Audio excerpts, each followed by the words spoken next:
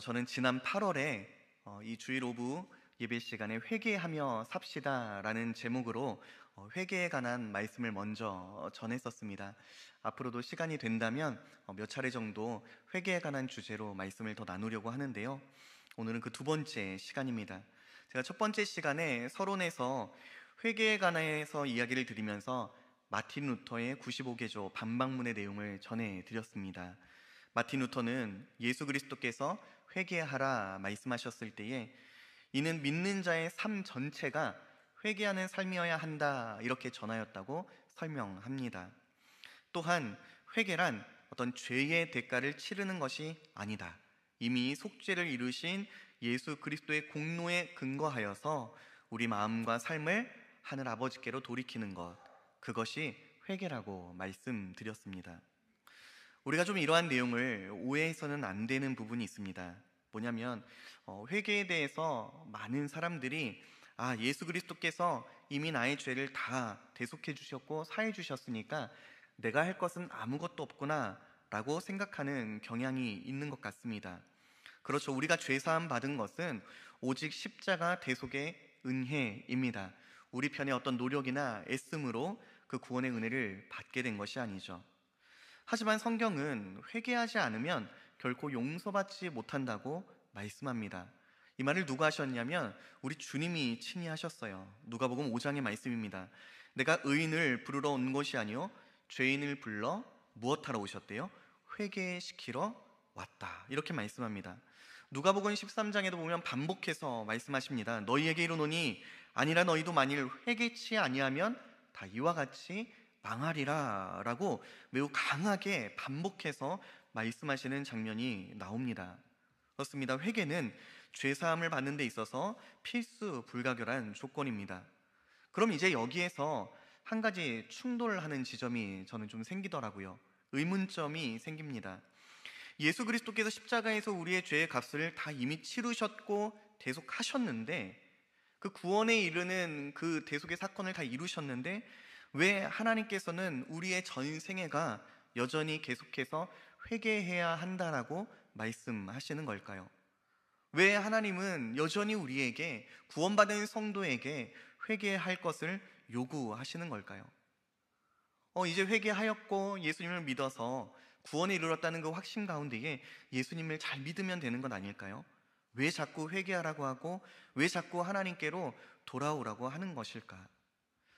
이러한 질문과 충돌하는 지점에 답하기 위해서는 오늘 우리가 회개의 본질에 관해서 좀 이해하는 것이 필요합니다. 그래서 저는 이 시간 참된 회개와 잘못된 회개의 내용을 좀 비교하면서 회개의 본질이 이런 것이구나 라는 것에 대해서 함께 살펴보는 시간을 가지려고 합니다. 그리고 이를 위해서 성경이 보여주는 잘못된 회개의 어떻게 보면 표본과 참된 바른 회개의 표본을 좀 대조해서 그 본문을 살펴보려고 합니다. 먼저 첫 번째로는 잘못된 회개에 관하여입니다. 고백록과 참회록의 저자인 어거스틴은 이런 표현을 하였습니다. 회개가 많은 사람들을 지옥으로 보낸다. 굉장히 두렵고 떨리는 이야기죠. 회개를 하는데 지옥에 간다니. 어거스틴이 전한 바를 달리 표현하면 율법적 회개라고 합니다. 이는 칼빈이 사용한 용어 중에 하나인데요. 율법적 회개란 자신이 저지른 과거의 잘못과 죄로 인해 후회하는 감정이나 고통을 느끼게 되어서 그 어떤 저지른 문제로부터 자유하기 위한 회개, 이것이 바로 율법적 회개입니다. 그러니까 한마디로 어쩔 수 없이 하는 회개, 억지로 하는 회개입니다. 이 율법적 회개가 지닌 특징이 있습니다. 그게 뭐냐면 회개하는 자가 두려워하는 것이 거룩하신 하나님이 아니라 하나님이 내리시는 형벌에 있다는 거예요.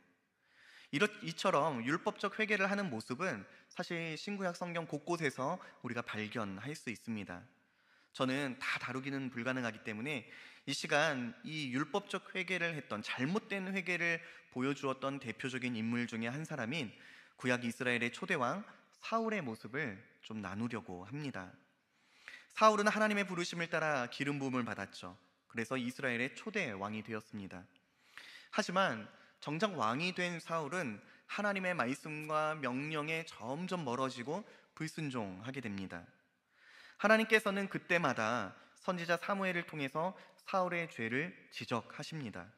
불순종과 죄에 대해서 하나님이 징계하실 뿐만 아니라 너 계속 그 길로 가면 멸망하고 심판을 받게 될 것을 경고하십니다. 그리고 그때에 사울은 잘못된 회개의 전형을 우리에게 여실히 드러냅니다. 사무엘상 15장을 보시면 이스라엘이 아말렉과 큰 전쟁을 치르는 그 역사적인 내용이 전개가 됩니다. 사무엘상 15장 1절입니다. 사무엘이 사울에게 이르되 여호와께서 나를 보내어 왕에게 기름을 부어 그의 백성 이스라엘 위에 왕으로 삼으셨은즉 이제 왕은 여호와의 말씀을 들으소서. 여기 1절을 보시면 여호와께서 사울에게 사무엘 선지자를 보내십니다. 그러면서 여호와의 말씀을 들으라 이렇게 권면하고 있죠. 왜 이런 내용이 먼저 나오냐면 이 앞의 내용을 보시면 이미 여러 차례 사울은 하나님의 말씀에 이미 불순종하고 있었습니다. 그럼에도 불구하고 오늘 본문은 아직도 사울에게 돌이키고 회개할 기회를 주시는 그 하나님을 보게 합니다. 불순종의 자리에서 돌이켜 순종할 기회를 주시는 거죠. 그러면서 주시는 명령이 무엇인가 하면 바로 3절의 말씀입니다. 지금 가서 아말렉을 쳐서 그들의 모든 소유를 남기지 말고 진멸하되 남녀와 소아와 젖먹는 아이와 우양과 낙타와 나귀를 죽이라 하셨나이다 하니, 굉장히 두렵고 무서운 명령이 지금 사울에게 들려집니다. 아말렉과 전쟁을 바로 나가서 하는데 그 땅의 모든 소유를 하나도 남기지 말고 진멸하라고 말씀합니다. 사울에게 오늘 이 전해지고 있는 하나님의 말씀과 명령은요, 이스라엘에게 있어서 굉장히 중요한 명령이었습니다. 왜냐하면 오늘 이 아말렉과의 전쟁은 단순한 국가 간의 전쟁의 차원이 아니기 때문이었습니다. 단순히 어떤 영토 분쟁이나 군사적인 충돌로 인한 것이 아니었다는 거죠. 하나님께서 사울에게 아말렉과 전쟁을 하라는 이 명령이 왜 단순한 전쟁이 아니었는가, 우리는 그것을 어떻게 알 수 있냐면 바로 1절과 3절 사이에 있는 2절 말씀을 통해서입니다. 2절 말씀 우리 화면을 보시고 함께 한 목소리를 읽어볼까요? 2절입니다. 시작. 만군의 여호와께서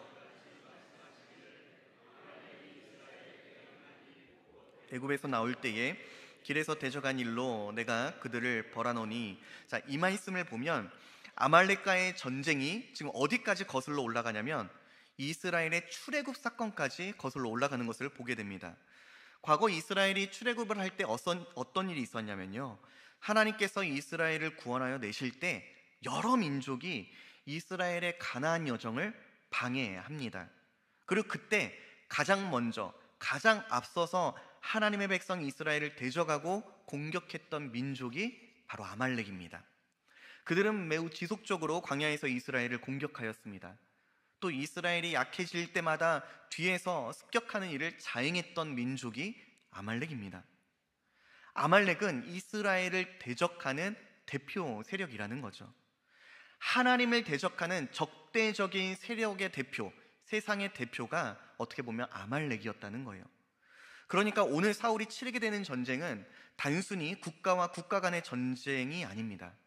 여호와 하나님의 이름, 그러니까 하나님의 거룩하심이 드러나고 나타나야 하는 전쟁인 겁니다. 하나님을 대적하는 악한 세력을 향한 징계와 심판이 임하는 전쟁입니다.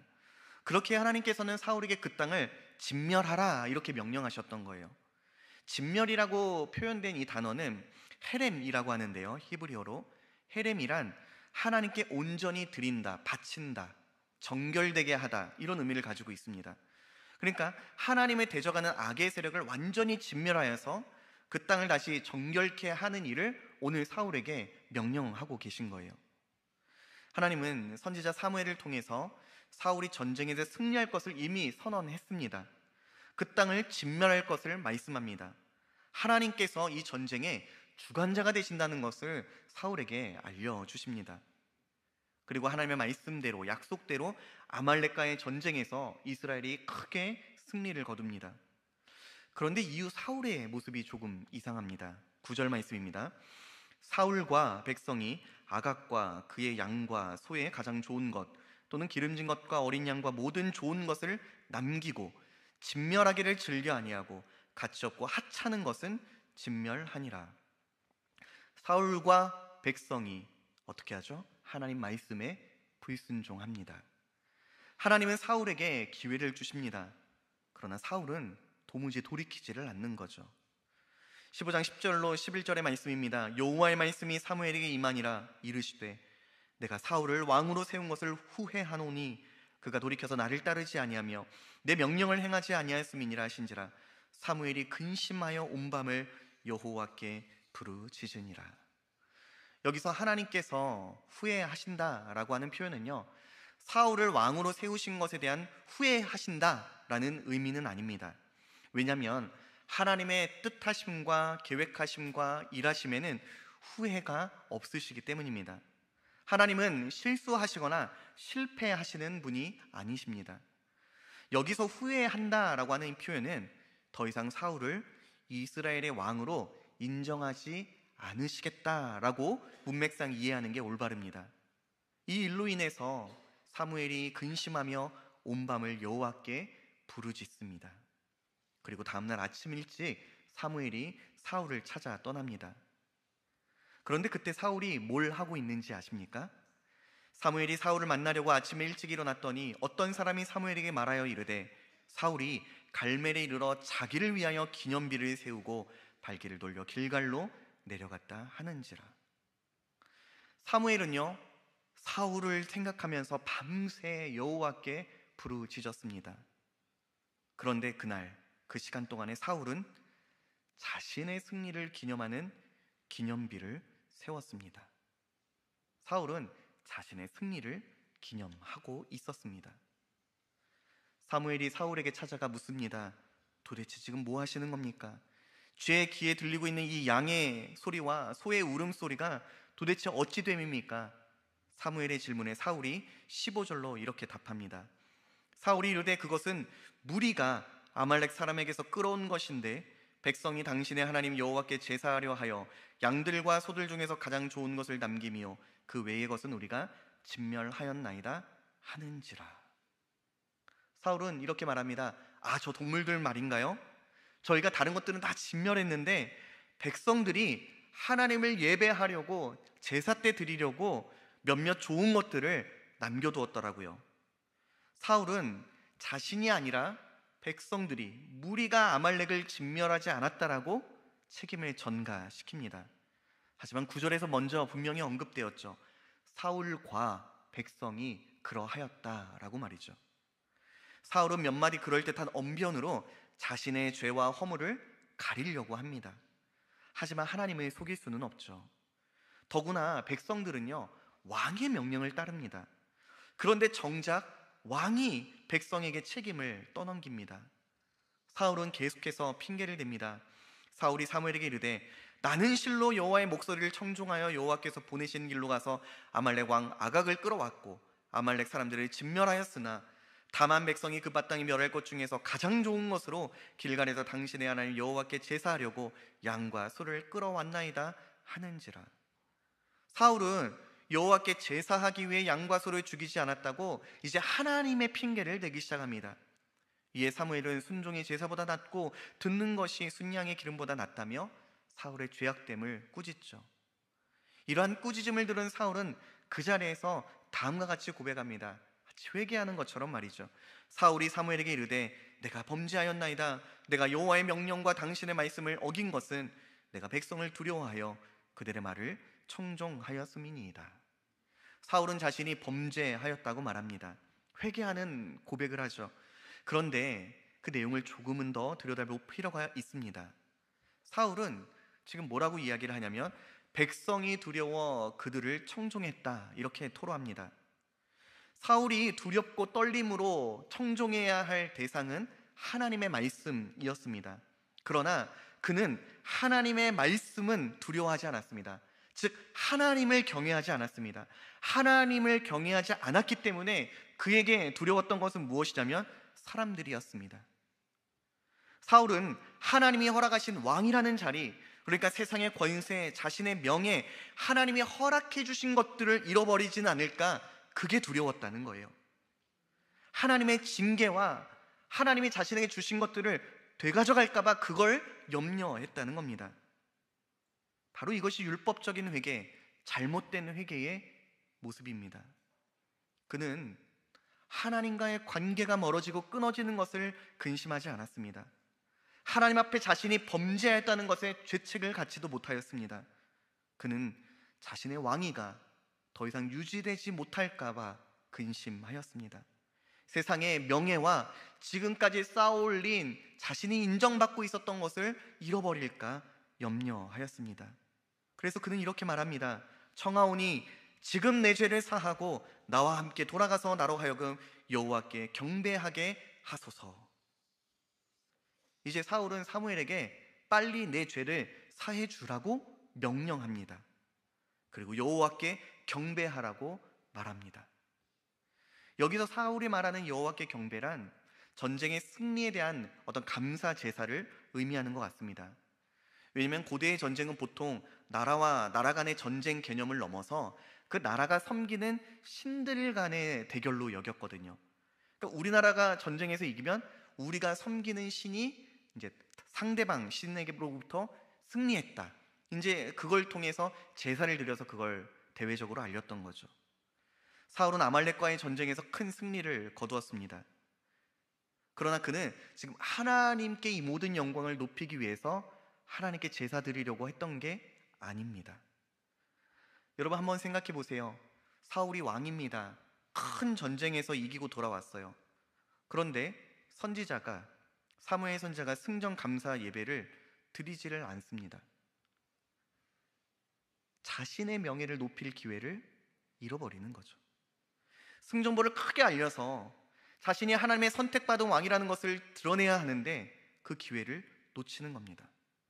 사울은 그 입술로는 여호와께 경배하게 하소서라고 말하지만 하나님을 높이고 싶어하는 것처럼 고백하고 있지만 그 실상은 그 내면 깊은 곳에서는 자신의 이름과 명예를 잃어버리고 싶지 않아 합니다.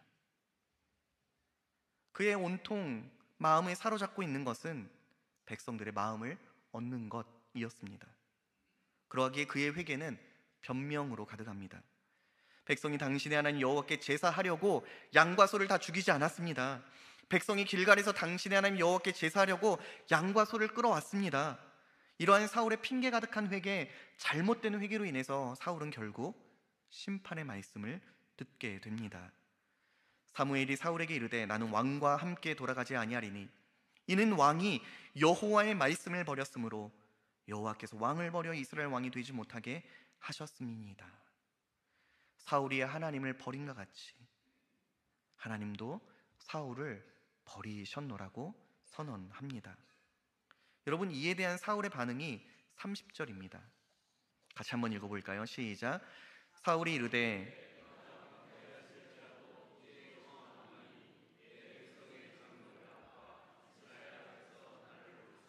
나와 함께 돌아가서 내가 당신의 하나님 여호와께 경배하게 하소서 하더라.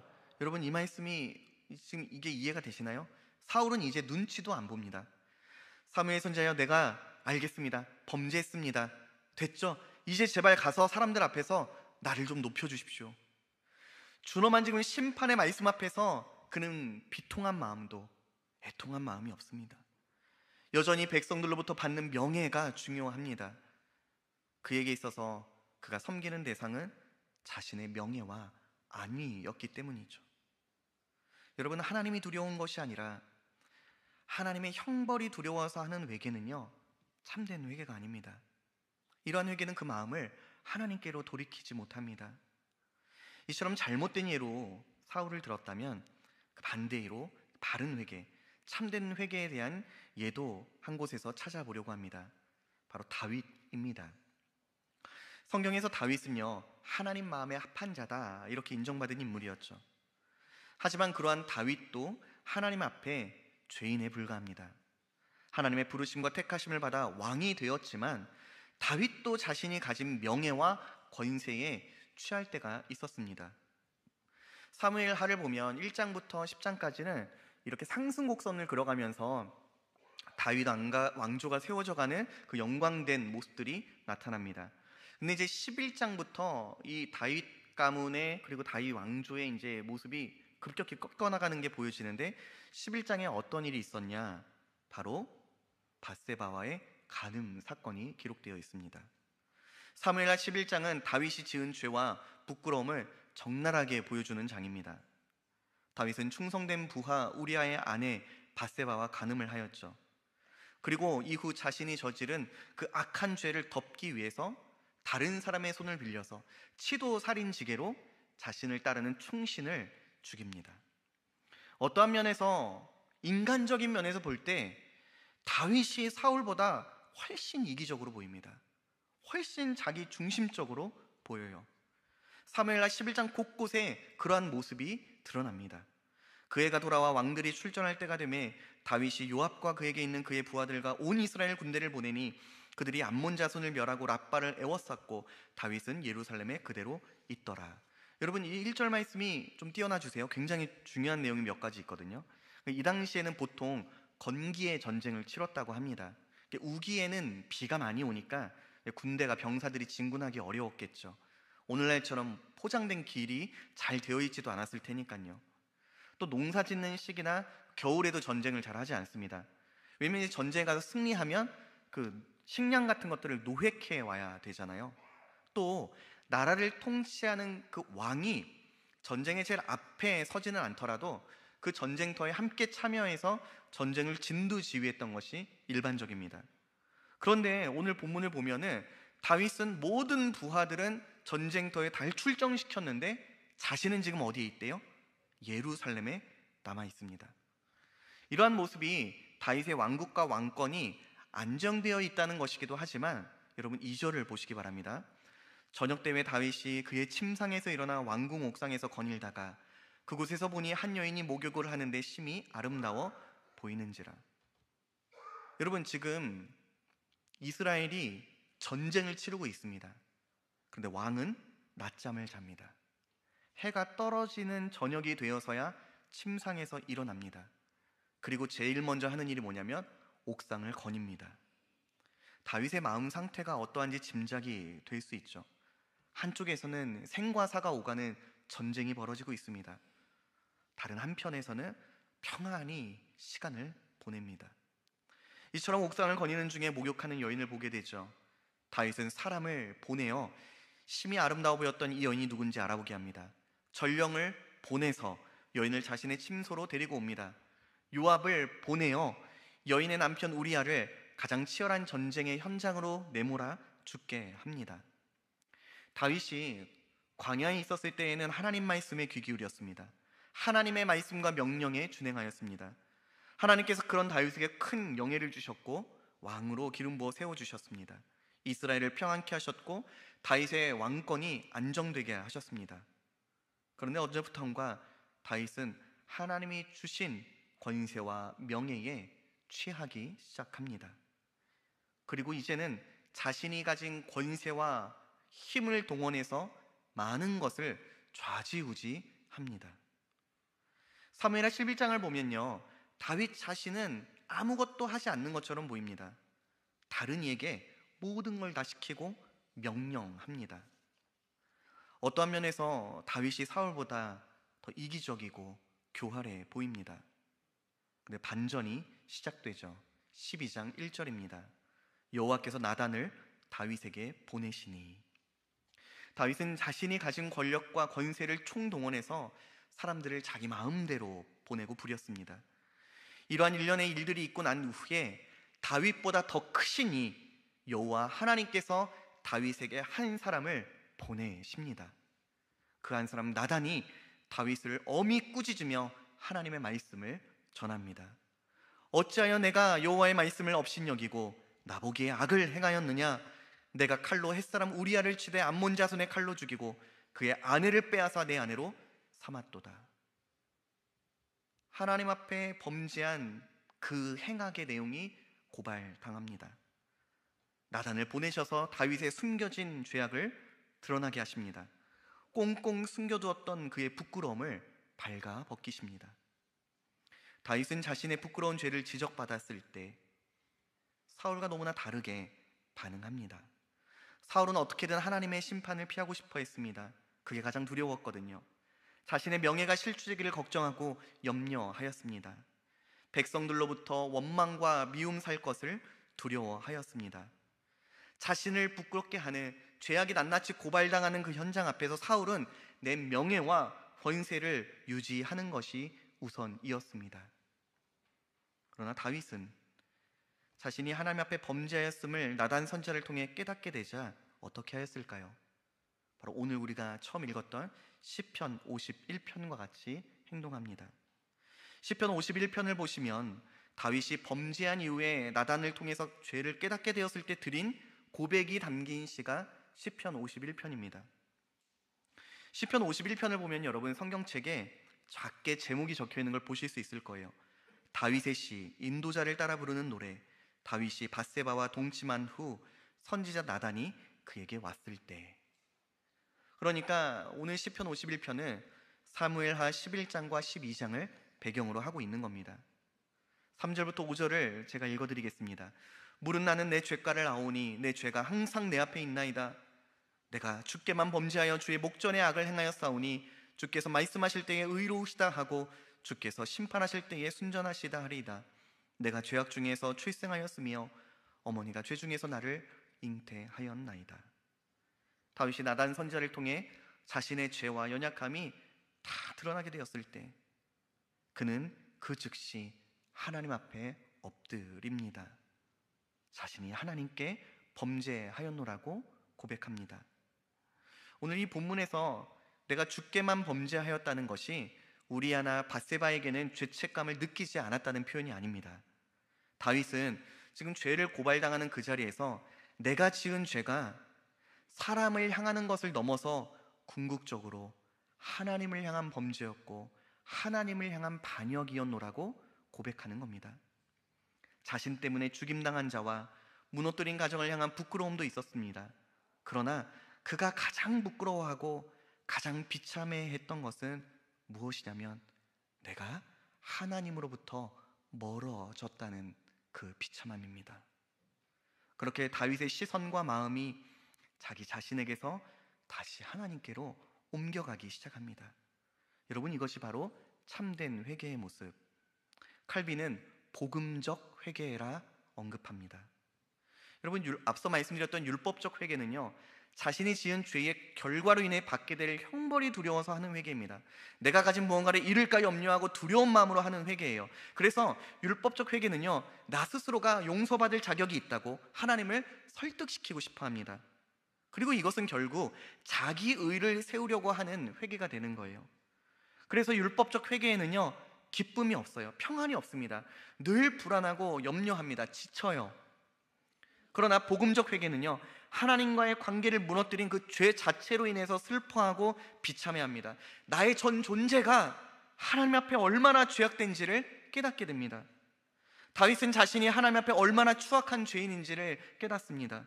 모두가 자신이 저지른 죄악을 알게 된다 할지라도 내가 하나님 앞에서 얼마나 비참한 인생인지를 깨달은 그 순간 다윗은 하나님 앞에 금식하며 밤이 새도록 엎드려 울며 회개합니다. 복음적 회개는요, 도무지 받을 자격 없는 자에게 은혜의 베푸심으로 인한 회개입니다. 예수님이 나의 죄와 허물 때문에 고난당하셨고 비참해지셨다는 것을 아는 회개입니다. 복음적인 회개는요, 용서를 얻기 위해 스스로를 괴롭게 하지 않습니다. 사랑하는 성도 여러분, 회개란 고통스럽고 괴로운 일이 아닙니다. 죄를 깨닫고 회개할 때 마음에 느끼는 슬픔과 아픔은 하나님과 깨어진 관계가 회복되는 과정입니다. 그 너머에는 낙심이나 염려, 근심이나 절망이 아니라 소망이 자리합니다. 율법적 회개는요, 끊임없이 스스로를 증명해야 해요. 그래서 회개가 곧 고행이 됩니다. 억울함과 변명과 불만족이 있을 뿐이죠. 그러나 복음적 회개에는 하나님을 사랑함이 있습니다. 그분과 화해하며 즐거워하기 위한 부르심에 대한 반응이기 때문에 이 회개에는 기쁨과 사모함이 있습니다. 회복과 화목이 있습니다. 복음적 회개가 참된 회개라고 할 때에 지난 시간에 말씀드린 하나님께로 돌아가는 것이 회개입니다 라고 하는 내용이 우리는 무엇인지 그 회개의 본질을 발견하게 됩니다. 여러분, 하나님은 우리에게 성도에게 회개를 요구하십니다. 왠지 아세요? 우리를 사랑하시기 때문이죠. 만약 하나님께서 우리에게 회개를 요구하지 않으신다면, 회개의 마음을 주시 않으신다면 이와 같을지도 모르겠어요. 나는 너를 전혀 벌하지 않을 거야. 너가 나와 가깝지 않아도 나는 상관없어. 왜냐하면 너는 나와 아무런 관련이 없기 때문이란다. 회개하라는 주님의 말씀과 명령에는 여러분 이런 의미가 담겨 있는 거예요. 벌을 면하기 위해 돌이키는 것이 아니라 나와 화목하기 위해 돌아오렴. 너가 받아야 할 형벌은 이미 내가 다 받았단다. 내가 십자가에서 이미 그 모든 죄의 값을 다 치렀단다. 너는 그저 다시 돌이켜 아버지 품으로 오면 된단다. 내가 이미 용서받을 수 있는 모든 걸 다 이루어 놓았단다. 너를 먼저 기다리고 있는 아버지 품 안으로 돌아오렴. 그리하여 나와 함께 더불어 먹고 마시자꾸나. 여러분, 참된 회개의 이 내용 본질을 알게 되면 우리는 왜 그토록 성경에서 하나님께서 당신의 백성에게 돌아오라고 말씀하셨는지를 깨닫게 됩니다. 돌아오라는 말씀이 어떠한 의미인지를 발견하게 되는 거죠. 악인은 그의 길을, 불의한 자는 그의 생각을 버리고 여호와께로 돌아오라. 그리하면 그가 긍휼히 여기시리라. 우리 하나님께로 돌아오라. 그가 너그럽게 용서하시리라. 이스라엘아, 내 하나님 여호와께로 돌아오라. 내가 불의함으로 말미암아 엎드려졌느니라. 여호와의 말씀에 너희는 이제라도 금식하고 울며 애통하고 마음을 다하여 내게로 돌아오라. 이것이 다 회개인 거죠. 이 돌아오라는 말씀에, 이 돌아오라는 말씀을 들려주시는 그 대상을 향해서 하나님이 어떠한 마음으로 이야기를 하시는 걸까요? 사랑입니다. 하나님은 당신의 백성을, 당신의 자녀를 사랑하심으로 회개할 것을 말씀합니다. 돌이키고 돌아올 것을 원하십니다. 여러분, 성경이 우리에게 전하고 교훈하는 회개란 어떤 고행을 요구하는 게 아닙니다. 도리어 기쁨과 소망으로의 초대입니다. 하나님은요, 우리를 괴롭히려고 회개를 요구하시는 분이 아니에요. 우리를 너무나도 사랑하시기,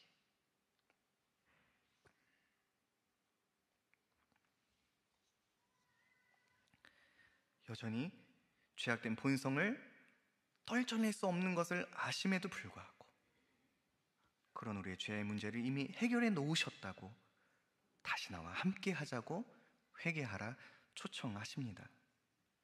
이 회개하라는 말씀은 다시 하나님의 사랑의 품 안으로 들어오는 말 같습니다. 그래서 저는 하나님을 사랑하는 방법 중에 하나가 회개인 것 같습니다. 하나님이 아닌 다른 것을 사랑했던 자리에서 돌이켜 다시 하나님을 사랑하는 자리로 돌아가는 것이 회개입니다. 오늘 이 시간, 이 자리가 그런 회개의 시간, 회개의 자리가 될 수 있기를 간절히 소망해 봅니다. 사랑하는 성도 여러분, 회개를 뒤로 미루지 마시기 바랍니다. 가장 우선순위에 회개를 두시기 바랍니다. 하나님의 품 안으로, 하나님의 긍휼과 그분의 자비와 사랑 안으로 다시 들어가는 이 참된 회개, 복음적 회개를 날마다 소망 중에 드릴 수 있는 저와 성도님들이 다 되시기를 주님의 이름으로 축원합니다. 기도하시겠습니다. 자비와 은혜가 풍성하신 하나님 아버지, 오늘도 우리에게 귀하고 복된 주의 날을 허락하여 주셔서 연약하고 부끄러움에도 불구하고 우리로 하여금 하나님을 예배케 하여 주시니 감사를 드립니다. 우리는 날마다 우리가 가지고 있는 죄악된 본성과 그 죄를 누리기 원하는 마음으로 인하여 하나님을 바라보지 못하고 하나님의 품 안에서 멀리 떠난 때가 있음을 고백합니다. 그러나 그런 우리를 먼저 기다려주시고 탕자가 돌이켜 돌아올 때에 먼저 기다리셨던 아버지가 버선발로 뛰어나와 죽었던 내 자식이 돌아왔노라고 그 아이를 품어주시며 회복시켜주시는 그 하나님 아버지의 마음이 우리를 향한 하나님의 사랑이라는 것을 회개함을 통해 날마다 깨닫게 하여 주시옵소서. 회개가 우리를 판단하고 정죄하는 것이 아니라 오히려 하나님의 자녀라는 것을 더 깊이 경험하고 누리는 복된 시간이 되게 하여 주시옵소서. 감사드리며 이 모든 기도의 제목 우리 구주 예수 그리스도의 이름으로 기도하옵나이다. 아멘.